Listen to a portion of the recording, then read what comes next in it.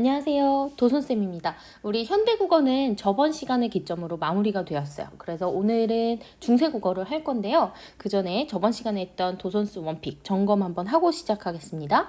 자, 먼저 단어 형성의 원리 세 가지. 단위로는 뭐였었죠? 네, 어근 하나로 이루어진 단어였었고요. 합성어는 어근과 어근이 결합한 형태이고요. 파생어는 어근과 접사가 결합한 형태였죠. 이 접사는 앞에 붙으면 접두사, 끝에 붙으면 접미사. 그 다음 합성어의 종류에는 두 가지가 있었습니다. 통사적 합성어와 비통사적 합성어가 있었어요. 통사적 합성어는 뭐였죠? 문장의 구성 방식에 딱 맞는 단어였었고, 비통사적 합성어는 문장 구성 방식에 뭔가 거스르는 그런 단어들이 바로 비통사적 합성어였죠. 자, 3번은 뒤로 넘겨서 한번 해보도록 하겠습니다. 젊은이입니다. 젊은이를 분석을 한번 해보죠. 우리가 젊은이 같은 경우에는 젊다에다가 이가 붙었어요. 그러고 보면 이도 사람을 뜻하는 명사이기 때문에 젊다라는 어근과 이라는 어근이 붙었습니다. 그래서 이 친구는 뭐라고 볼 수 있을까요? 그렇죠. 합성어라고 볼 수 있습니다. 합성어인데 어떤 합성어인지 지금부터 한번 볼게요. 가운데 뭐가 들어가 있죠? 네, 은이 들어가 있어요. 어간, 젊다라는 어간에다가 은이라는 뭐가 들어갔습니다. 관형사형 어미가 들어갔죠? 관형사형 어미가 있고 이 관형어가 이를 꾸미는 형태를 가지고 있기 때문에 얘는 통사적 합성어다. 이렇게 정리할 수 있겠네요. 그 다음 뛰놀다 한번 볼까요? 뛰놀다도 뛰에다가 놀다가 붙였으니까 둘 다 어근이네요. 둘 다 따로따로 쓰는 애들이니까 얘네도 어근 플러스 어근이 되네요. 그래서 얘도 합성어다라는 결론이 나오는데 어떤 합성어인지 볼까요? 뛰? 원래는 뭐가 들어가야 하나요, 여러분? 어가 있어야 돼요. 그런데 어가 없습니다. 어간에다가 바로 다른 용언을 붙였어요. 이런 건 무슨 합성어였죠? 비통사적 합성어다라고 했었죠. 그 다음 슬픔 볼게요, 여러분. 슬프다죠. 슬프에다가요. 지금 미음이 붙은 거예요. 그런데 미음은 어근으로 보기가 어렵습니다. 그쵸? 미음은 뭐라고 봐야 될까요? 접사라고 봐야 됩니다. 접미사라고 봐야 되죠. 그러니까 어근과 접미사가 붙었네요. 이거는 파생어겠네요. 그죠? 파생어. 형용사를, 슬프다라는 형용사를 미음을 붙여서 명사를 만들어줬어요. 그래서 이 친구는 어떻게 볼 수 있냐면 명사, 파생, 접미사가 붙었다 이렇게 볼 수 있습니다. 그 다음 지우개 볼까요? 지우개는 뭐하고 뭐가 더해졌을까요? 지우다에다가 개가 붙었어요. 이 개도 혼자 쓴다고 보기 어렵죠? 그래서 이 친구도 접미사가 붙은 거고요. 그래서 이 친구는 파생어다라고 정리가 가능하고 여기서 지우다라는 동사죠. 동사를 접미사가 붙어서 명사가 됐기 때문에 이 개 역시 명사, 파생, 접미사다라고 정리할 수 있습니다. 그 다음 슬기롭다는 혼자 하시면서 조금 어려우실 수 있어요. 슬기롭다는요. 슬기라는 명사에다가요. 이 명사에다가 롭다라는 접미사가 있어요, 여러분. 접미사. 그래서 슬기롭다 접미사라서 이 친구도 파생어가 되는 거고요. 슬기라는 명사가요. 롭다라는 걸 만나서 어떤 형용사를 만들어주죠. 그래서 형용사 파생 접미사 요렇게 정리를 해볼 수 있습니다. 우리 저번 시간 점검 다 끝났고요. 그럼 오늘 배울 훈민정음에 대해서 들어가도록 할게요. 네, 그럼 오늘 배울 중세국어에 대해서 설명하도록 하겠습니다. 중세국어라 그러면 조금 낯선 친구들이 있을 거예요. 그래서 선생님 설명을 드릴게요. 우리 국어사에서 또는 문학사에서 시대를 구분하는 방법이요. 고대, 중세, 근대, 현대 이렇게 있거든요. 근데 이거는 정확하게 몇 년도부터 다 딱 떨어지는 건 아니에요. 뭐 보는 관점에 따라서 달라질 수 있는데 보통 국어사에서는 중세국어를 10세기부터로 봐요. 10세기부터로 보는데 왜 이 중세국어를 중요하게 생각을 하냐면 이때 우리나라에서 가장 큰 이벤트가 있기 때문이에요. 뭘까요? 맞아요. 1446년에 12월이라고 하거든요. 요때 훈민정음이 반포가 된 거예요. 그전에는 말은 있었어요. 그런데 글자가 없으니까 한자를 빌려와서 썼거든요. 그런데 정확하게 우리나라에서 누가 언제 만들었다라고 딱 이렇게 글자를 반포하는 경우는 전 세계에 유일하다고 해요. 그래서 요때 우리나라에 가장 큰 이벤트가 있어서 요거를 15세기니까 1446년이면은 15세기니까 후기 중세국어다라고 부르기도 해요. 그런데 요때 지금 말하는 거는 그 후기 중세국어를 말하는 겁니다. 지금부터 배울 거는 뭐냐면 훈민정음 서문이에요. 먼저 훈민정음이라고 하면 두 가지를 의미합니다. 첫 번째는 훈민정음이라는 글자, 우리 글자를 말하는 거고요. 두 번째는 그 훈민정음을 설명해 놓은 책이에요. 책 제목이 이제 훈민정음인데 다른 말로 이제 구분하기 위해서 해례본이다, 풀어놓은 책이다 요렇게 부릅니다. 그런데 이 훈민정음 책은요 버전이 정말 많아요. 맨 처음 글자를 만들고 요거를 설명해 주기 위해서 만들었던 거는 한자로 만들었고요. 그리고 나서 우리 글자가 조금씩 퍼지기 시작하면서 언해본, 언해라는 말은 우리 글자란 뜻이거든요. 언해로 또 풀이한 거, 우리 글자로 풀이한 언해본이 또 나오게 됩니다. 그래서 버전이 되게 여러 개인데 내용은 다 똑같고요. 그런데 그 맨 앞장에 있는 바로 그 서문이 지금 보시는 이 그림입니다. 이 그림을 보시면 이게 훈민정음 서문이에요. 요 안에는 세종대왕님이 어떤 정신을 담아서 만드셨는지, 그리고 처음 우리 글자를 썼을 때 어떤 문법적 특징, 표기적 특징이 있는지 정확하게 파악할 수 있는 자료이기 때문에 이 자료가 사실은 단골이에요. 그래서 오늘 배울 이 훈민정음은 내신용으로 보셔도 되고 수능용으로 보셔도 돼요. 훈민정음부터 중세국어 자료들이 착착착착 시작이 되거든요. 그림을 한번 볼게요, 여러분. 그림을 보고 우리가 알 수 있는 그 당시 좀 특징을 하나 하고 갑시다. 첫 번째는 뭐냐면요. 띄어쓰기 어때요? 없죠. 네, 15세기 때는 띄어쓰기를 하지 않았네요. 네, 여기서 우리가 알 수 있는 하나 15세기 국어의 특징이고요. 그 다음 두 번째는 뭐냐면요. 여러분 여기 보이시는지 모르겠는데 생 앞에 이렇게 점이 있어요. 점이 이렇게 표시가 돼 있거든요. 이게 뭐냐면요. 방점이라는 거예요. 방점을 붙여서요. 이때는 성조를 표기했었어요. 우리 중국어, 외국어 배우는 친구들은 성조 뭔지 아시죠? 말에 높낮이가 아예 정해져 있는 거거든요. 근데 그 성조를 표기하기 위해서 이런 점들을 사용을 했다는 거. 점이 하나 있기도 하고 여기 보시면 두 개 있기도 해요. 그래서 방점으로 성조 표시를 했다는 거, 그거를 우리가 볼 수 있고요. 그 다음에 세 번째는 오늘날 쓰지 않는 모음이나 자음이 조금 있어요. 그래서 지금 요런 요거는 아시죠? 요런 모음이에요. 요거는 명칭이 아라고 부르는데 요런 모음이 있기도 하고요.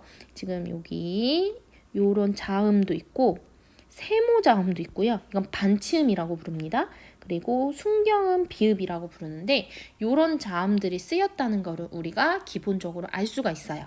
자, 그럼 지금부터 훈민정음 서문 분석 한번 시작해 보도록 할게요.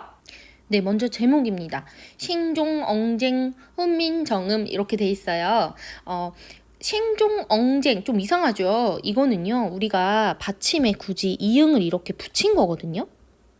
근데 요렇게 붙이는 방법을 부르는 말이 있어요. 뭐냐면 동국정운식 한자음 표기라고 합니다.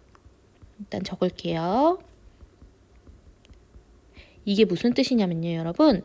한자음 표기를 하는데 우리 왜 탕수육도 사천식이 있고 광동식 이렇게 있나요? 그런 것처럼 동국정운이라는 책에서 쓰던 방식을 떼왔다는 뜻이에요. 그래서 동국정운식 한자음 표기는 특징이 뭐냐면 중국 원음 발음에 최대한 가깝게 표기하고 싶어서 이렇게 이응을 붙여가지고 하는 게 바로 동국정운식 한자음 표기거든요.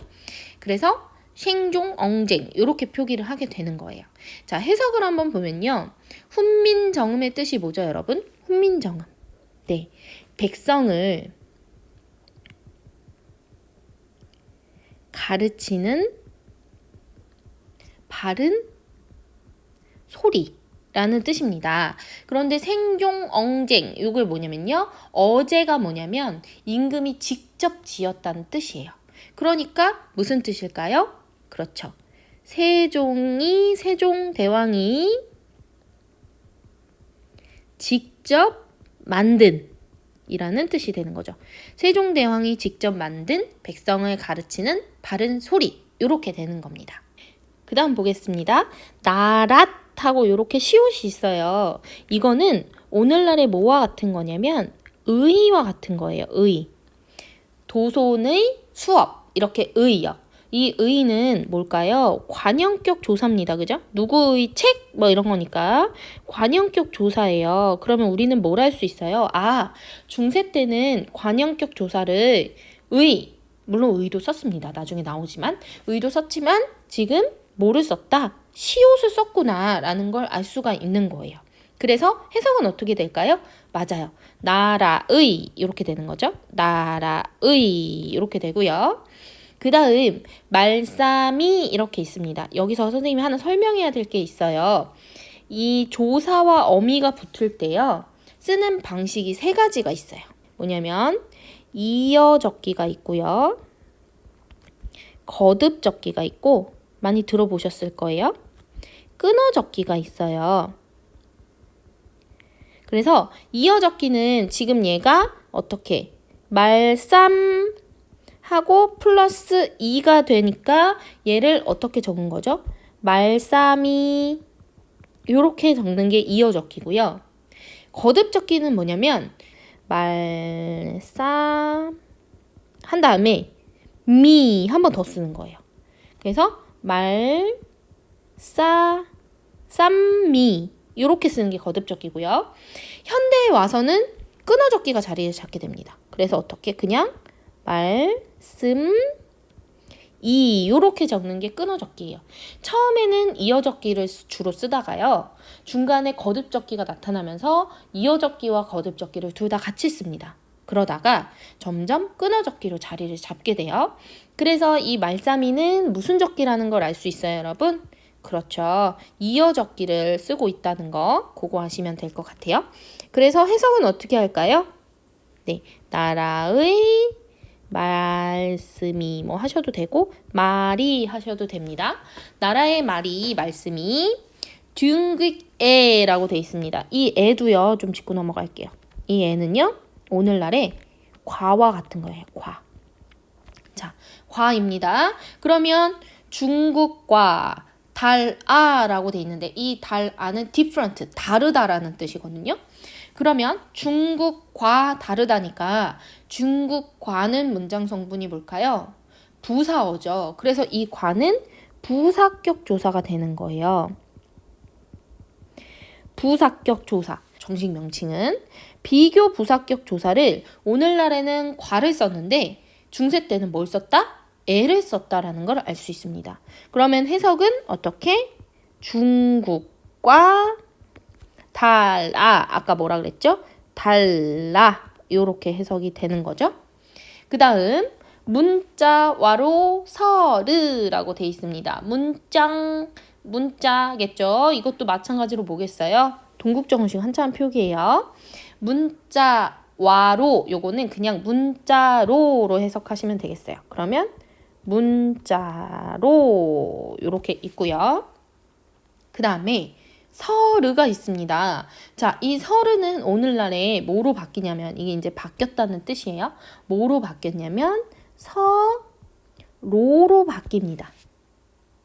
그죠? 네, 서로로 바뀝니다. 그래서 문자로 서로 이렇게 볼 수 있습니다. 중국과 달라서 문자로 서로 이렇게 되는 거고요. 사마띠는 원래 이렇게 생긴 단어예요. 사맞다 사맞다라는 단어에서 왔는데 얘가 치읓이 지금 시옷으로 되어 있잖아요. 요런 거 느낌 오세요? 현대국어에 뭐가 있죠, 우리? 맞아요. 음극규.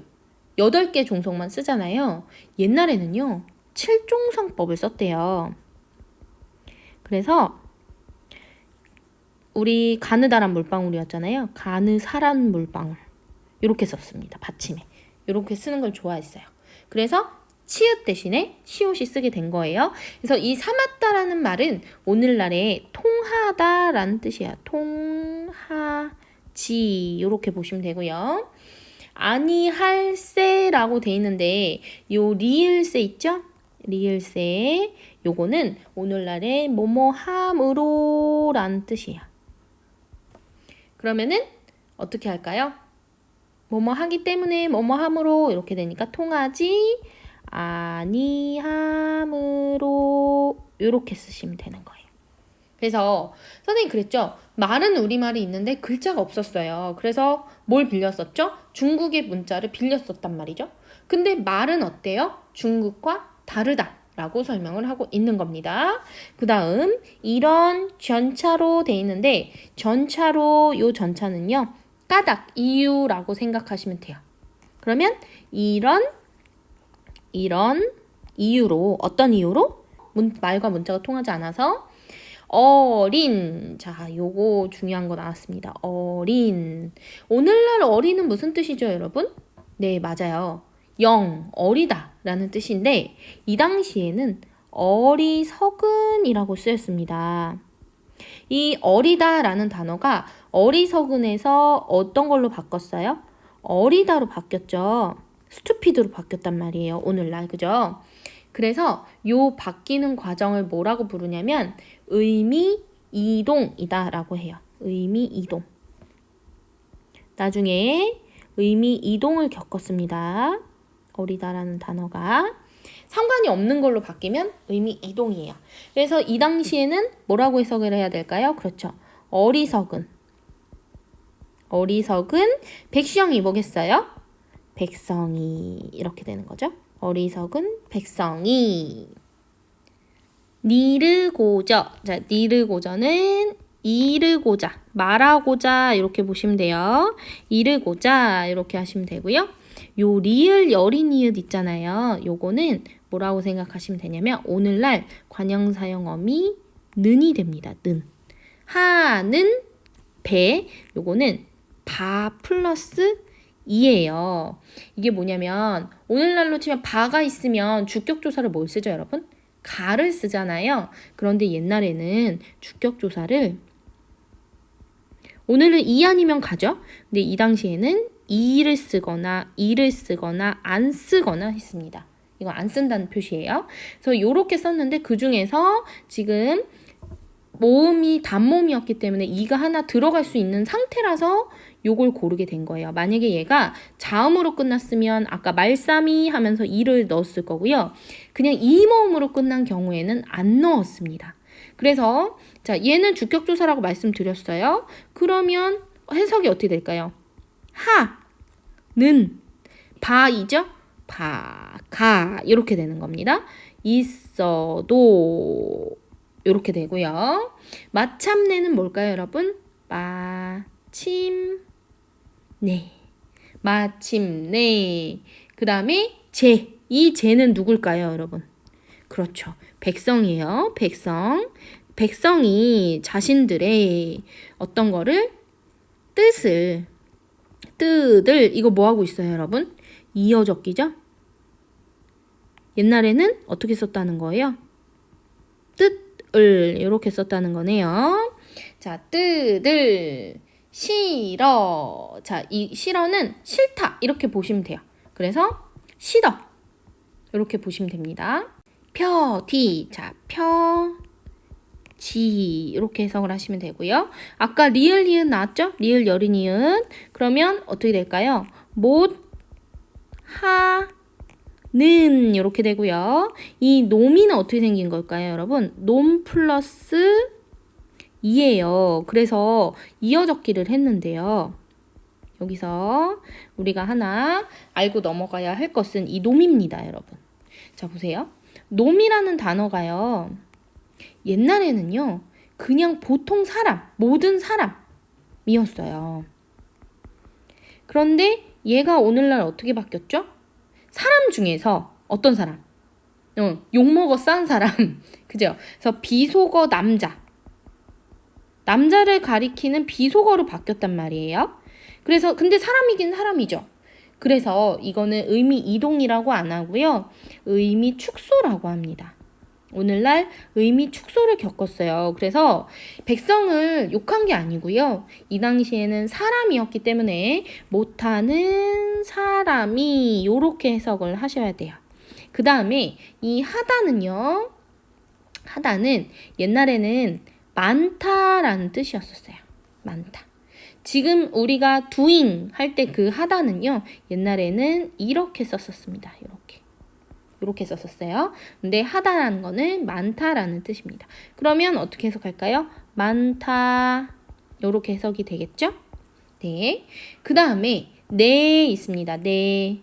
자, 네. 열로 좀 뺄까요? 네는 어떻게 될까요? 나 플러스 이가 되는 겁니다. 주격조석. 그러니까 옛날에는 나가 이렇게 되는 건데 지금은 내가 이렇게 되죠? 내가 이를 어떻게 되겠어요? 위하여 이렇게 되겠죠? 위하여. 어여삐도 오늘날에는 예쁘다, 뭐 약간 귀엽게 여기다 이런 뜻이잖아요. 근데 예전에는 불쌍히 여기다라는 뜻이었어요. 불쌍히 여기다. 불쌍히. 근데 요게 어떻게 바뀌었다? 예쁘게 여기다 이렇게 바뀌는 거죠. 자, 이거는 여러분 뭘까요? 의미 이동일까요? 의미 축소일까요? 맞아요. 의미 이동을 겪었습니다. 의미 이동. 그래서 불쌍히 여겨. 지금 넘어왔으니까 어떤 걸 불쌍히 여기는 거죠? 네. 어리석은 백성이 말하고자 하는 바가 있어도 실어 펴지 못하는 사람이 많다라는 걸 불쌍하게 여겨서 새로 28자랑 맹가눈이 느낌 오세요? 네, 28자를 맹가눈이 만드니 이렇게 되는 겁니다. 만드니. 그 다음 자, 이 스물에서요. 얘가 오늘날 어떻게 되죠? 물 이렇게 되죠. 자, 의가 우로 바뀌었잖아요. 이거를 뭐라고 하냐면 원순모음화입니다. 원순모음화. 선생님 그래서 원순모음 외우라고 한 거예요. 입술이 동그랗게 스물 이랬는데 이게 발음이 너무 어려운 거죠. 그래서 스물 그냥 입술 내미는 김에 이렇게 하는 걸로 바뀌었는데 이 원순모음화가 나중에 생기는 거죠. 지금은 아직은 없는 상태인 거예요. 자, 28자를 만드니 사람마다 됐죠? 사람마다 그냥 그대로 보시면 돼요. 사람마다 해여 이렇게 돼 있는데 자, 요거는 하여금 이렇게 볼게요. 하여금. 요즘에 없는 자음이 나왔네요. 그죠? 순경은 비읍이에요. 요거는 쉽게 이렇게 보시면 돼요. 쉽게. 니겨, 익혀. 날로 everyday. 매일. 얘 분석 좀 할까요? 수매. 자, 얘는요. 쓰다에다가 이라는 이게 뭘까요? 오늘날로 치면 명사형 어미입니다. 할 때 그 미음이요. 명사형 어미 플러스 에 이렇게 있는 건데 무슨 적기 한 거예요? 이어 적기 한 거죠. 그래서 매일 쓰매 이렇게 가면 되고요. 편안하게 자 여기다 쓸까요? 편안하게 이렇게 되는 거죠. 편안하게 하고자 리얼 또 나왔다. 그죠? 어떻게 될까요? 하는 따름 이니라 요렇게 끝난다고 보시면 되겠습니다. 이거는 훈민정음 언해본해만 뿐만이 아니라 월인석보라는 책에도 이게 나와 있어요. 자, 우리가 안 한 게 하나 있어요. 바로 훈민정음 정신이거든요. 다시 앞으로 돌아가서 해볼게요. 네, 훈민정음 속에 들어있는 창제 정신, 세종대왕이 어떤 마음가짐으로 이거를 만들었는지를 우리가 볼 거예요. 첫 번째는 뭐냐면요. 우리나라 말이 중국과 달라요. 그래서 통하지 아니한다라는 요 부분 있죠. 요 부분을 무슨 정신이 나온다고 하냐면 자주 정신이 나온다고 합니다. 자주 정신. 자주 정신. 그전에는 우리는 중국을 사대했었어요. 그래서 사대 정신이 있었는데 아니야, 중국과 우리는 엄연히 달라라고 밝히는 자주 정신이 밝혀져 있다고 보시면 되고요. 그 다음 어리석은 백성이 말하고자 하는 바가 있어도 뜻을 실어 펼치지 못하는 사람이 많죠. 그래서 내가 이들을 위하여 어떻게? 어여삐 여겼대요. 이게 뭐냐면 백성들을 애석하게 생각하고 돕고자 하는 거거든요. 사랑하는 거거든요. 뭘까요? 애민정신이 되겠습니다. 애민정신. 애민정신. 그 다음에가 바로 옆이에요. 뭐냐면 세로의 세로. 뉴. 자, 새로 만들었어요. 베낀 게 아니라 새로 만들었기 때문에 여기에 뭐가 들어가 있는 거냐면 창조 정신이 들어가 있습니다. 새로 28자를 만들었어요. 창조 정신이 들어가 있고요. 그 다음에 이거를 만들면 어떻게 할 거냐면 맨날 익혀서 쉽게 익혀서 쓰게 할 거거든요. 그래서 이거는 뭐냐면 무슨 정신일까요? 네, 실용 정신이 들어있다고 보는 겁니다. 실용 정신. 세종대왕의 마음이 좀 느껴지시나요? 자, 그러면 정리하도록 하겠습니다. 네, 15세기 국어표기법의 특징 정리하도록 하겠습니다. 먼저 띄어쓰기를 하지 않았다라는 거 맨 앞에 했었고요. 그 다음 이어적기를 한다. 근대에 와서 거듭적기라는 게 생긴다고 했었고요. 그 다음 거듭적기를 지나고 나면 끊어적기로 자리를 잡는다라고 말씀을 드렸어요. 근데 오늘날에 자꾸 중세로 돌아가서 이어적기 자꾸 하는 친구들 많죠. 네, 그러시면 안 됩니다. 그 다음 방점으로 성조를 표시한다라고 알려드렸어요. 뭐냐면 방점을 하나 찍는 경우가 있고요. 이렇게 2개를 찍는 경우가 있고 아예 안 찍는 경우가 있었어요. 그래서 하나도 안 찍으면 요건 낮은 소리고요. 그 다음에 요렇게 하나를 찍으면 높은 소리고요. 그 다음에 2개를 찍으면 낮았다가 요렇게 높아지는 그런 소리입니다. 그래서 그렇게 차이가 있고요. 오늘날에는 사용하지 않는 여러 자모가 있어요. 이런 것들인데요. 뭐 특히 얘 같은 경우에는 정확한 발음을 구사하실 분이 지금 안 계시기 때문에 우리가 잘 몰라요. 그죠? 그래서 발음이 정확하게 전해지는 건 아니고요. 된소리 사용입니다. 된소리 사용인데 오늘날과 같은 그렇게 쌍자음 된소리가 있는데 조금 차이점이 있어요. 뭐냐면요. 병서라는 게 있어요. 병서. 이어서 붙이는 걸 병서라고 하거든요. 근데 얘를요. 각자병서라고 부르는 게 있고요. 합용병서라고 부르는 게 있어요. 각자병서는 뭐냐면 똑같은 거 2개 붙이는 거예요. 이렇게. 그런데 합용병서는 뭐냐면 다른 걸 붙이는 겁니다. 우리가 지금 된소리다라고 발음하는 거는요. 누가 담당했냐면 얘네가 합용병서가 담당을 했다는 거 요거 기억을 하셔야 될 것 같아요.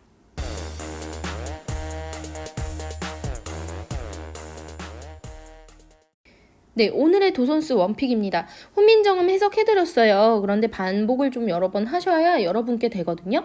해석하시면서 그 창제 정신까지 같이 이렇게 하셔야 될 거예요. 그래서 4대 정신을 외우시고 어느 부분에서 요거를 알려주는지 책마다 이 부분이야 라고 이렇게 좀 범위가 조금 길어질 수도 있고 좁아질 수도 있는데 어쨌든 딱 그 부분이 맞아지면 돼요, 여러분. 그래서 4대 정신이 어느 부분에 나타나는지 아셔야 되고요. 그 다음에 동국정원식 한자음 표기 뭔지 아셔야 되고요. 이어적기, 끊어적기, 거듭적기 빠졌다, 그죠? 거듭적기 빠졌고요. 그 다음에 의미, 이동과 축소 우리 했었고요. 관련 단어 포함해서 외우셔야 합니다. 사실은요, 훈민정음이라는 이 중세국어는요, 우리가 파고 들어가면 정말 많은 내용을 담고 있어요. 그거는 어떻게 공부하시는 게 팁이냐면, 여러분 내신 공부를 하실 때요, 학교에서 하잖아요. 근데 선생님들마다 선택하시는 부분이 달라요. 그래서 그때 배웠던 거, 그래서 수업을 열심히 들으셔야 하거든요. 수업에서 다루고 있는 그거를 공부를 하시는 거예요. 그래서 그 부분을 확실하게 아시고 그 다음에 시험을 보셔야 내신 점수에 높은 점수를 받을 수 있거든요. 오늘도 고생 많이 하셨습니다.